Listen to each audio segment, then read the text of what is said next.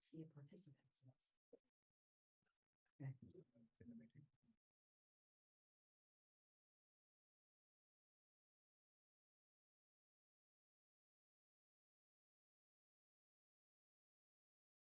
All right, good morning, everybody. Thanks so much for joining. I'm Holly Morello, and I'm the TDM Program Manager at OmniRide. And I'm just going to kick in with a few housekeeping things, and then I'm going to turn it over to Joe Stainsby, OmniRide's Chief Development Officer, to say a few words before we kick off into the presentation. I already mentioned that the call is being recorded. We usually have Hispanic translation for these calls, but I mentioned our technological difficulties, so we don't have that this morning. My apologies.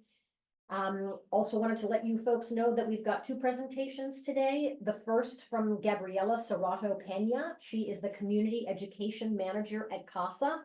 And then the second presentation will be given by Joe Stainsby, OmniRide's Chief Development Officer. So with that, I'm going to turn it over to Joe to say a few words. All right. Good morning, everybody. I've saved you the unpleasantness of having to see my face this morning by virtue of the fact that I have a laptop without a camera in it. I just want to thank everybody for taking time out of your busy pre-Christmas week schedules to be with us. You know, these councils that we have three of them. We have the Vanpool Council, the Mobility Council, our Employer Council rather, and our Hispanic Council, and the three of them form our Mobility Councils. The purpose of them is, as we came out of a strategic planning phase in 2019, early 2020, we really wanted to try and pivot away from being an agency that was really dictating to people what we thought the right types of service, the right levels of service, and the right locations of service were, into an agency that really listened to community feedback, right? So obviously we have the same encumbrances that we have always had in terms of manpower and in terms of the financial wherewithal to do things. But you know what these councils represent is an opportunity to hear from members of the general public, also stakeholders, elected officials, about what they think about that specific area. So you'll certainly be hearing from me later very much about wanting your feedback on these things.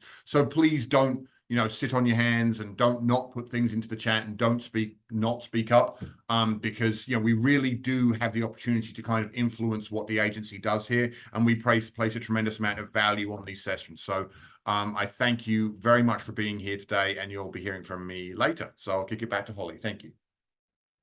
Okay, and with that, I'm going to turn things over to Gabriela.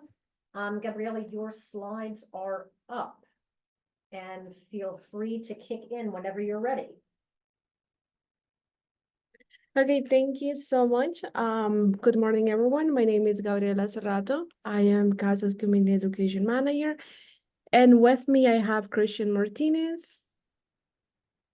Hi, everyone. I'm the Research and Policy Analyst for Virginia. Good morning, Christian. Thank you, Christian. So today we are going to speak about CASA and pretty much our services, more like on the education side. And also we are going to talk about a campaign that we have right now. So what is CASA? CASA is a nonprofit organization that is passionate, community conscious, that works to organize, advocate for, and expand opportunities for Latino and also for immigrant communities. We have offices in Maryland, Pennsylvania, Georgia, and of course, Virginia. We have multiple services. We have workforce development training, health education, citizenship and legal services, financial, language, literacy training to Latino and also to immigrant communities. Here in the Prince William County, we have 4 major services. We have immigration, health and human services, education, advocacy. Nonetheless, today I will be speaking about education. Can we move to the next slide? So as a community education manager, I oversee 2 major programs. The first one, it is a youth program called Mi Espacio. It is an after-school program that is built for the next generation of youth leaders by promoting high school graduation, post-secondary enrollment, career readiness, leadership development for newcomers, and also for second generation immigrations. The program is predicted on the theory that when the youth are presented with cultural and linguistic response to it program, it is safe for us to like facilitate a caring environment. Within these spaces, we do lots of college readiness. We do applications for colleges. We do financial literacy. For instance, over the weekend, we had a financial aid workshop. We had 20 families coming just to learn about financial aid, FATSA and BATSA. As of right now, we are promoting BATSA since it is one of the major financial aid resources, and we have noticed that it is relevant for our students. And we also have students who have done the dual enrollment with NOVA, meaning that they are taking college classes while they are seniors in high schools. On top of that, we also have one student who was early admitted to two universities. The first one, it is a community college, like a local one. And the second one, it is George Mason. So as of right now, we are trying to navigate which one it is the best decision for her, but it is ultimate her decision and her family. We also connect the students with leadership programs and also with scholarships as well as internships over the summer. Over the summer, we do run a program for interns. What we do is that we host one, and it is within CASA. So what we do is like we rotate Mi Espacio students within different departments. Since we had the health department, they had the opportunity to learn about CHOP and also Kaiser Sentara and any other health services that we have or resources. And then on the immigration side, they get to learn how to do the naturalization process. What are the requirements to apply for citizenship? And they also learn about the process of the 100 questions for the interview that they had to take, those that are applying for the citizenship. And within education, they pretty much learn about the curriculum of Mi Espacio. How do we structure Mi Espacio and how do we engage families and also students? If we can move to the next slide, I would greatly appreciate it. With Mi Espacio, we do have a local partnership with Garfield. So what we do there is we visit the high school once a month. We provide different workshops, anything that can be beneficial and also nutritional with the students. Last week we did a workshop on resumes. You will be surprised how many students don't know how to write a resume, even though like they are seniors. On top of that, we have done wellness, how to promote wellness, how to connect with the community, and also how to have a better relationship with your parents, or in this case, their parents. And anything that we do within Mi Espacio, it has to be intentional because, mind you, we are creating the future generation. So yeah, that is a little bit of Mi Espacio. And then on the other hand, which I would greatly appreciate it, we can move to the next slide. And then on the other hand, I have EASL, which is for adults. Within EASL, we pretty much promote a non-traditional curriculum, something that it is more related to popular education. What I mean for popular education is that it has to be more on the daily life. Students are expected to lead the classroom instead of the teachers. So for instance, one student might come to our classroom saying, hey, guess what? I don't know how to take the bus. So what we do is like we create a lesson based on how to take the bus, how to like wait for the bus or how to ask for direction, things like that. Things that might be basic for us, but for a newcomer, someone who doesn't speak the language, it is a huge barrier. So what we do in the classroom is that we provide the resources for them, and also like we create the vocabulary for them so they can acquire the language in a more non-traditional setting, more like on a popular education aspect.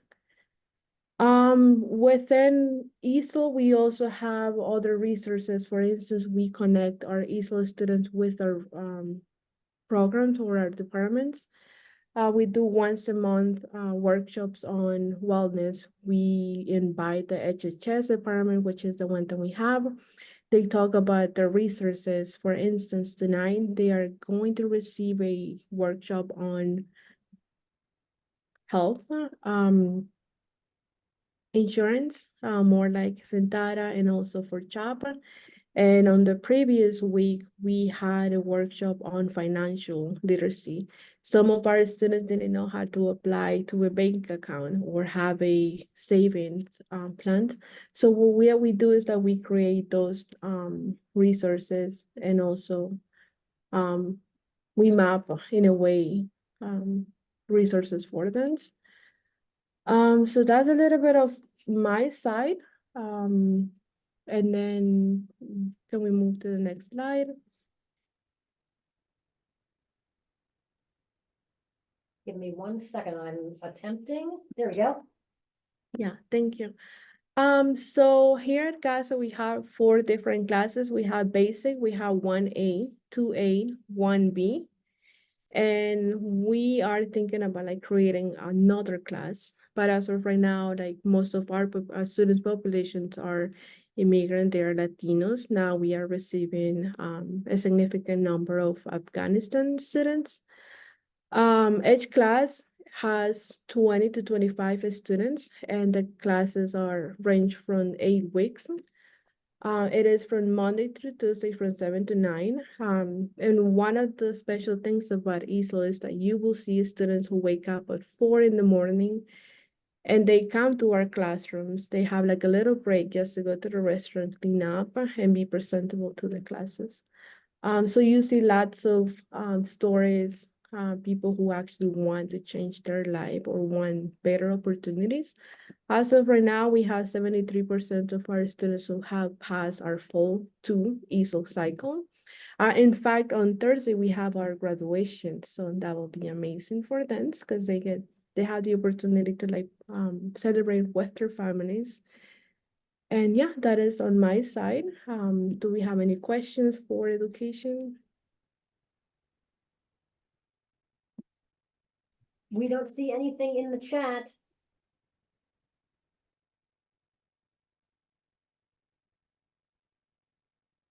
Would you like me to go to the next slide? Yeah, I will take over from this half. Okay, excellent. So, just a little information about myself. I'm the research and policy analyst, so I deal with all the advocacy from Prince William County, Fairfax County, Richmond City, as well as the state assembly priorities that our members bring into the organization. And so I'll mainly be touching on the policy priorities that our members have brought up recently. Focusing on transportation and immigration issues. If we can jump on the next slide, that'd be great. There we go. And so the 3 main things that or 2 main things that our members have brought up recently focused on immigration and transportation safety. The first one is just protecting private information from ICE for families and counties at the county and school board level, as well as improving transportation safety and improving public transportation. Could we go on to the next slide? So the area of focus where our members are wanting to focus on for improving public transportation is in East Longview Drive to Prince William Parkway. It's on the very populated Richmond Highway, Route 1 street. Next slide. And so some of the challenges that they recently brought up were these 6 items more frequently than others.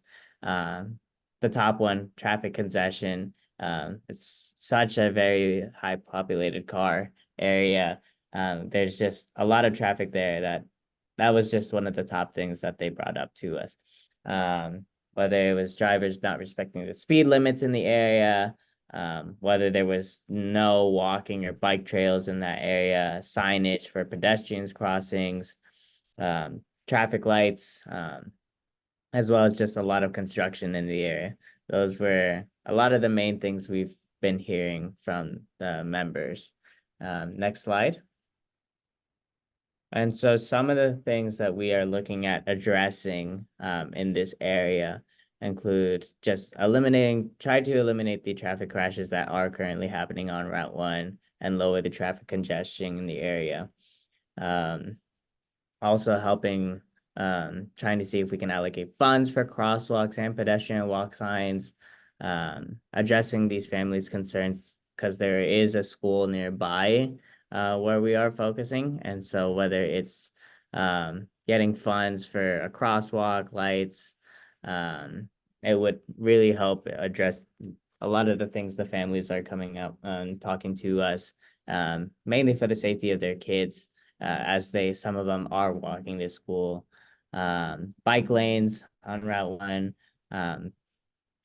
are all the avenues that we are looking at, just addressing this area. Next slide. So the main goal is really just safe streets. So we're currently working on these campaigns in Richmond City and Fairfax County, and mainly in Bailey's Crossroad in Fairfax. And it's been pretty successful for the most part from what we've done in Fairfax. We were focused in an area where there were a lot of car crashes, fatalities that were happening pretty often. And so a lot of the times we really just want to help fix those areas and try to lower the amount of fatalities, but also just help the communities by putting the small things. Like a crosswalk is pretty small but very impactful, as it can make an impact and save lives. And so as of right now, we're currently developing that way of how we can help Prince William County in that area. But for a start, we look forward to making Prince William County safe in the streets. So thank you.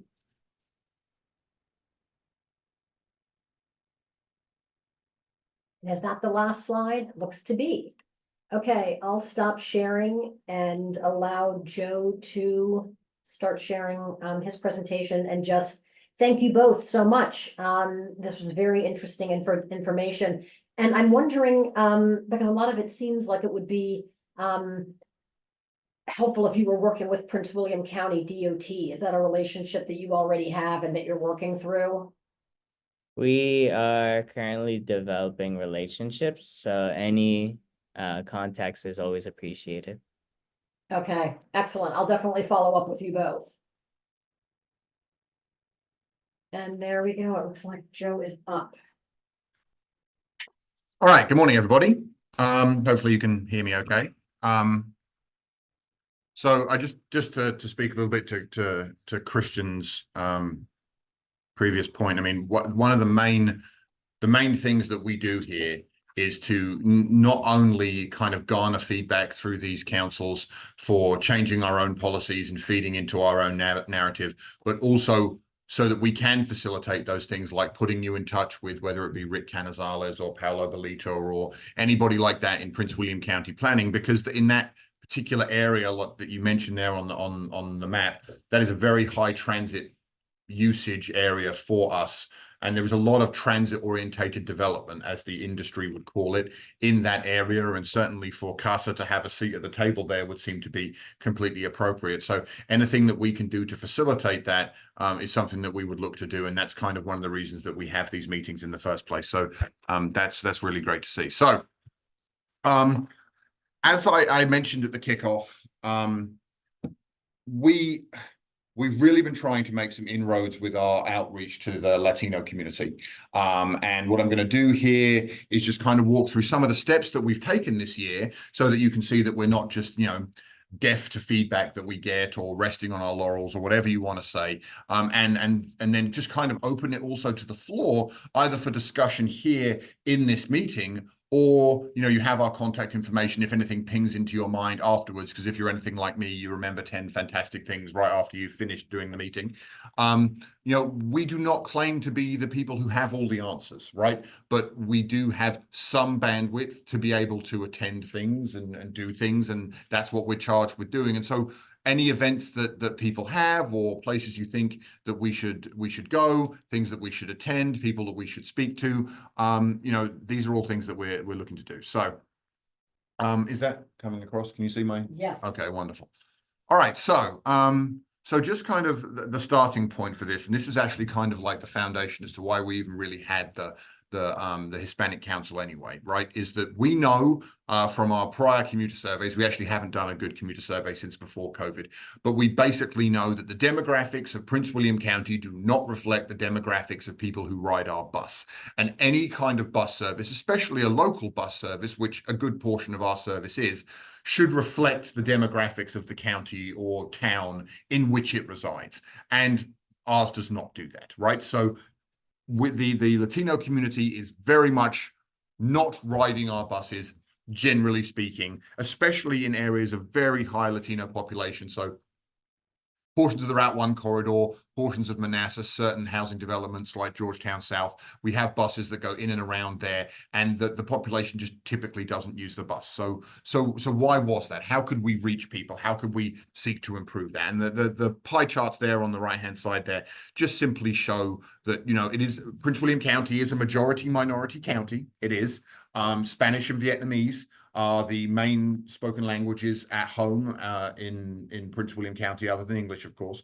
And this was not reflected in our ridership. So what have we done? What are we doing to try and change that reality? So a couple of things. We have our OmniRide Connect service, which is our microtransit service. So without getting into a giant sidebar on what microtransit is, essentially think of it as like transit's take at an Uber and Lyft service, right? It's a dynamic system where you interact with it on an ad hoc basis through an app or through a website or through a call center. And that is also an important way of integrating with the service from a language perspective, because the app will scale to the language you have on your phone, be that Spanish or anything else. Same thing with the website, and same thing for our call center, which is manned by people who do speak Spanish.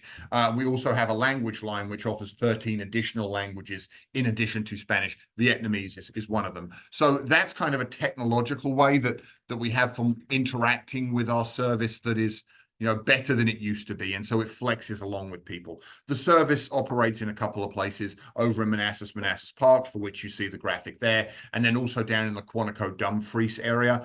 If anyone has any particular interest in that outside of this call, please contact me or Holly, and we can get you a litany of other bits of information. But this is a dynamic demand response service that is put out there basically in areas where we don't have bus service, or to complement our bus service, where it's not cost effective to put a bus in, because the most pivotal point there is that a regular fixed route bus is just driving around out there, and it's out there costing money and using up gas, even if there's no one using it, right? But the point with a microtransit service, our Connect service, is that if the calls are not called for on the app or online or something like that, the trips don't happen, right? So you can realize some savings by operating a microtransit. So that's a new service mode that we brought on very much at the very end of 2022, but mostly throughout the course of 2023, to try and offer different ways for people to interact with our service. People to interact with our service that is less threatening. You don't have to speak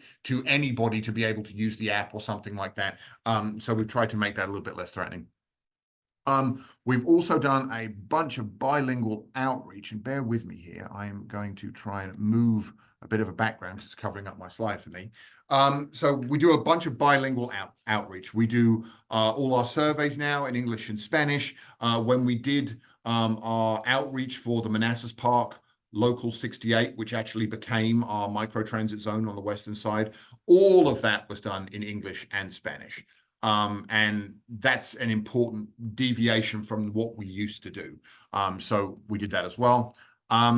What you have here on the next couple of screens are some examples of all of the outreach that we did for that, which was done in English and Spanish. We also worked with different heavy Latino population, I don't know what you'd call them, like housing developments, like Georgetown South, to make sure that they had, bill inserts and, monthly email notifications that were going out about the fact that we were making these changes and we were soliciting input from people. And those were, of course, done in 2 languages as well.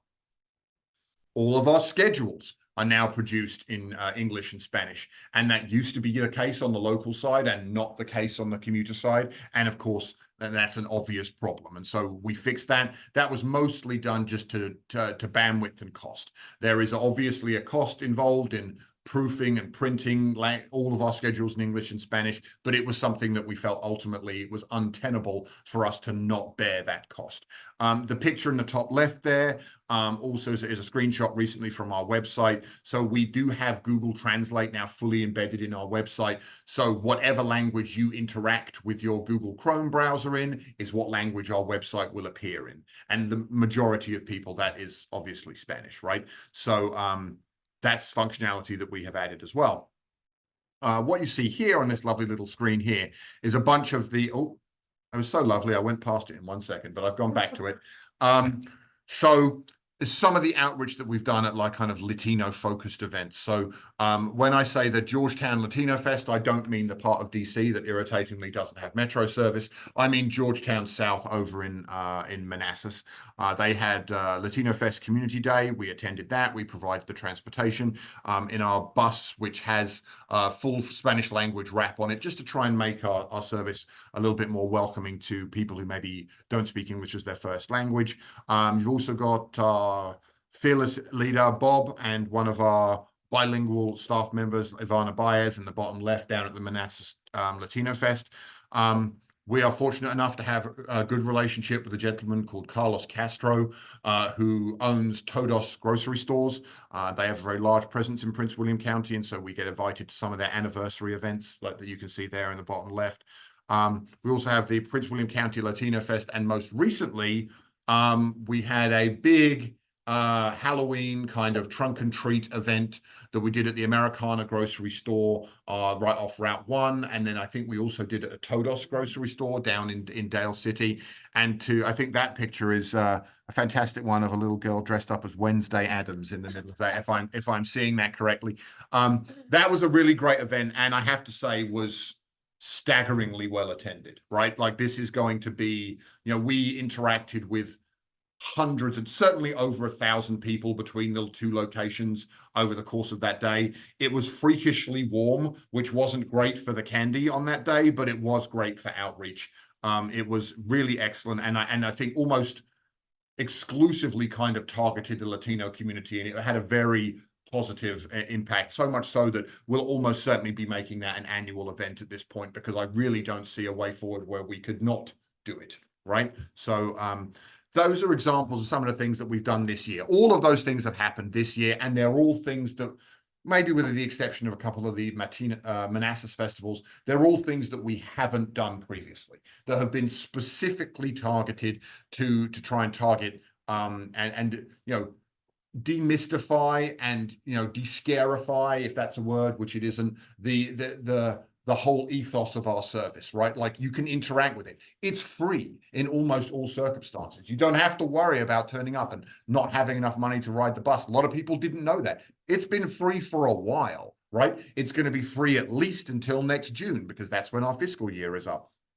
So all of these things that we try to do to try and make our service less threatening to interact with. Now, that's to say here, we need you, right? So as I wrap it up, as I talk about the stuff that we have done this year, right? I would love everybody on the phone who doesn't work for OmniRide, because we're already thinking about it, but who doesn't, to think about what events can we possibly attend? What groups should we work with? Where should we advertise? I mean, our TDM, our marketing team, led by Holly Morello, we've done some great stuff this year with ACTS outreach, and we've got some really cool stuff coming up next year for food drives and this, that, and the other. But we really want to try and be as part of the community as much as we can. But the simple, cold, hard reality of it is we tend to have to leverage other people's volunteer resources, because we only have 52 people that actually work for the commission, right? And of those people, probably only about 6 or 7 of them, including a good portion of the people on the phone today, are routinely out there in the field. And there is only so much they can do, especially at weekends, because they are people too, and they deserve to have a life. So we do have to be quite picky about what we do, and sometimes we'll do something, and if it didn't have a great bandwidth use for us, then maybe we would look to do something else, right? But we never just say no to anything just off the bat. We try to consider absolutely everything that we do, and if your agency, if your community has an event, has something that you think that we should do, or you see a major hole in our coverage, we will work to address that. Right? This microtransit, which I mentioned at the beginning, works excellently as an overlay, right? If you have a dead zone or something like that, where for whatever reason there isn't transit, microtransit can be excellent at bringing people into the main core of our fixed route. So we can kind of cover up those holes. And, it's kind of not classy to say it, but the reality is the thing that precludes us from doing that is staff availability in terms of operators, and then money availability from the local counties, cities that fund us to be able to offer those services. But speaking to you individuals, the community, and actually having that testimony that this is needed from blankety blank for blankety blank, that's extremely powerful in going along with just our general message, which is more transit, more transit, more transit. If we can be specific and it's powered by, homeowners associations or civic groups or business leaders from the actual communities in which many of our supervisors actually live and serve and are elected from, right? Then that can form a really powerful narrative. So I would encourage anybody to reach out to us either now or quite frankly, afterwards. I see Holly's very kindly put her name in the chat here. So by all means, reach out to her. My information here is on the last slide. That really is all that I have. It's safe to say, I don't put out there the stuff that we have done as being like this fully comprehensive. We are now good. We have done everything that we can. We cannot do any more. And this is a box checked. I don't think that it's ever really going to be a box that's checked. This is a constant thing that we are looking to improve as time goes by. And insofar as we fall short of anybody's expectations, then we crave your indulgence in terms of we will get up to speed. But I do think that real strides have been made this year by our outreach teams. And I think it was worthy of note here. So that's all I have, Holly. Thank you. Thank you so much. And we're ahead of schedule, but I'm sure no one's going to mind having a bit more time in their morning. However, I did want to open the floor to anyone that might have a question for Gabriella or Christian or Joe. Feel free. I think you've got the opportunity to unmute. So feel free to unmute. And if you're shy, you can put it in the chat and we'll read it out. We'll give it just a second.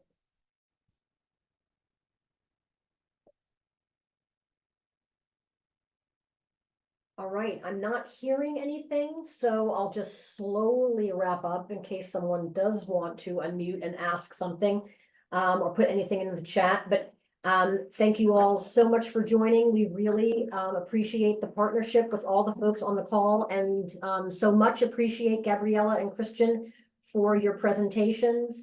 And I hope that you all have a very happy holiday, and you'll be hearing from us. We do these meetings twice a year. So we'll be having another Hispanic Council meeting towards the end of June. Thanks very much, everyone. Take care. Thank you, everyone. Happy holidays.